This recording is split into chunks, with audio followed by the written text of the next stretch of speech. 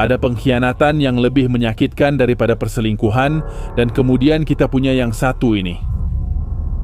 Jadi beruang itu benar-benar suka Pepsi? Iya, dan kita nggak pernah tahu karena Coca-Cola mengancamnya. Tapi selain itu, bagaimana dengan keluarganya, istrinya?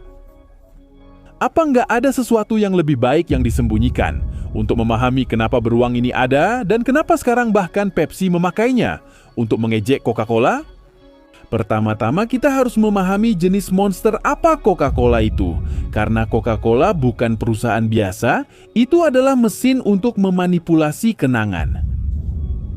Selama puluhan tahun, merek ini paham hal yang tak disadari banyak perusahaan lain. Jika masuk dalam kenangan orang, kamu sudah menang. Jika kamu berhasil membuat produkmu hadir di momen-momen paling bahagia, kamu tidak lagi menjual barang, kamu menjual emosi. Coca-Cola menjual ide kebahagiaan dalam botol. Karena itu, dalam slogan mereka hanya membahas kebahagiaan, bukan gula atau batu ginjal. Seolah-olah semudah itu, ya kan? Seolah-olah kamu membuka botolnya dan secara ajaib, hidupmu langsung menjadi lebih baik. Disitulah teman beruang kutub dan kisah sedihnya mulai masuk.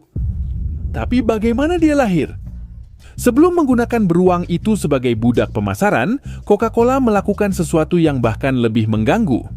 Mereka menguasai Natal selama bertahun-tahun. Kalau kamu memikirkan Natal, kamu memikirkan merah dan putih, maksudnya kamu memikirkan Coca-Cola sesederhana itu. Sinterklas tak lagi jadi santo aneh dengan jubah uskup dan wajah canggung itu. Dan dia berubah menjadi pria gemuk dengan setelan merah mengkilap yang kita semua kenal. Dan begitu, meskipun banyak orang tidak suka, gambar itu didorong oleh Coca-Cola sampai akhirnya menjadi ikon dunia. Masalah muncul saat sesuatu terlalu populer sehingga kehilangan eksklusivitas. Santa Claus digunakan di film, iklan, acara Natal, bahkan lagu-lagu. Dan di situ Coca-Cola menyadari bahwa simbol andalannya sudah bukan milik mereka sendiri lagi dan semua orang mulai memanfaatkannya.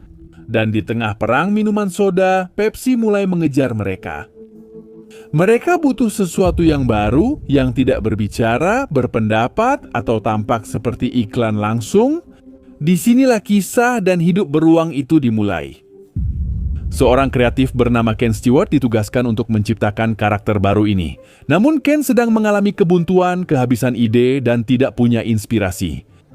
Dan seperti yang sering terjadi, inspirasi itu datang dari kehidupan sehari-harinya, dari anjingnya, seekor Labrador Golden yang gemuk, tenang bernama Morgan. Disitulah dia berbaring, hanya ada, tapi Stewart memperhatikan sesuatu yang sangat menarik. Bentuk itu mirip dengan seekor beruang, beruang kutub, dan tentu saja inspirasi pun cepat datang kepadanya. Beruang kutub itu sempurna untuk apa yang dia inginkan. Coca-Cola, dingin, salju, dan keheningan, sempurna untuk dieksploitasi habis-habisan, tapi tanpa membuatnya menjadi maskot yang membosankan.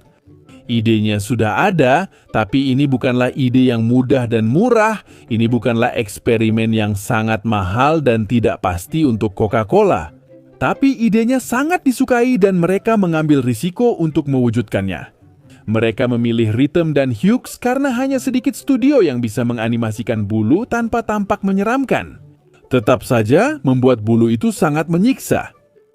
Dibutuhkan 16 orang dan 4 bulan untuk membuat satu iklan 30 detik.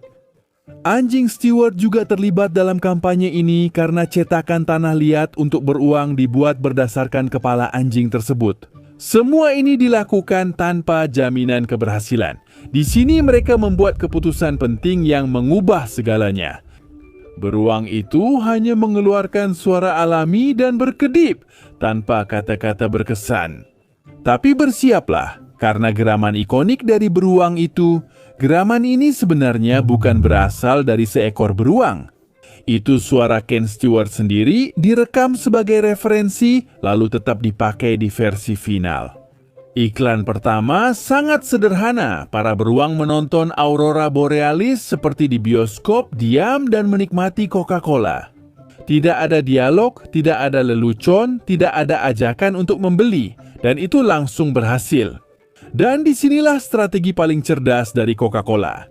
Iklan pertama ini tidak mereka tayangkan saat Natal, tapi mereka rilis pada bulan Februari saat Oscar. Saat tak ada yang menyangka akan melihat beruang kutub, penonton langsung menyukainya. Beruang itu pun bukan lagi maskot biasa. Itu adalah awal ikon dunia, namun Coca-Cola yang selalu berpikir matang menyadari mereka tak bisa mengeksploitasinya. Seperti pada Sinterklas, mereka menggunakannya hati-hati agar tak pernah membosankan dan selalu diingat. Kadang beruang itu dibiarkan sendiri, kadang bersama anaknya, anjing laut atau Sinterklas. Saat merek lain putus asa, Coca-Cola cukup menampilkan beruang lucunya agar kamu memilihnya tanpa banyak pikir. Dan kenapa itu sangat berhasil?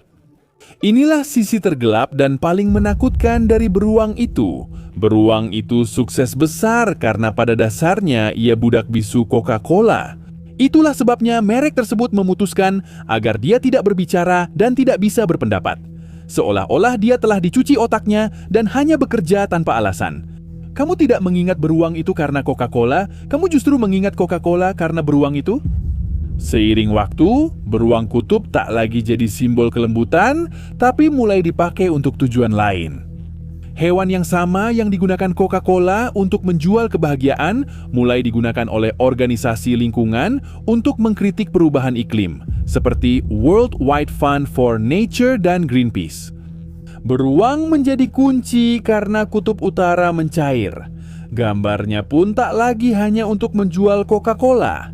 Dan tanpa kita sadari, perlahan-lahan Coca-Cola mulai menghilangkannya dari pusat perhatian.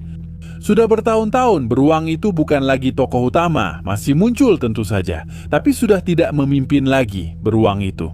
Dari bintang, ia jadi seperti ayam, dan tepat ketika sepertinya kisahnya akan berakhir di situ, setengah terlupakan.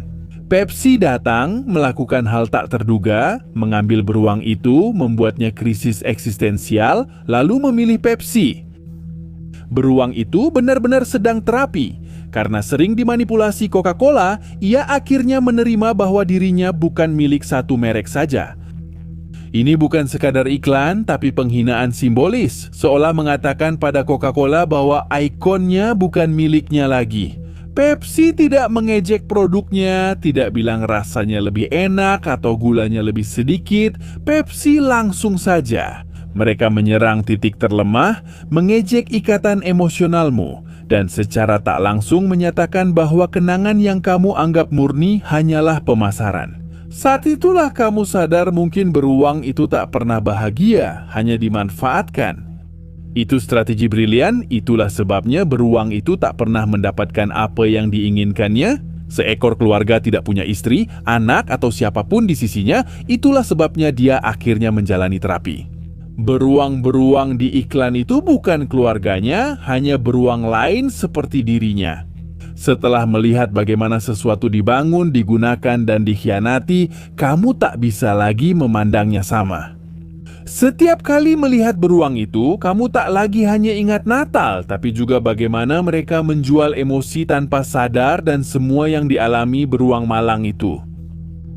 Untungnya sekarang dia bisa mendapatkan pacar baru.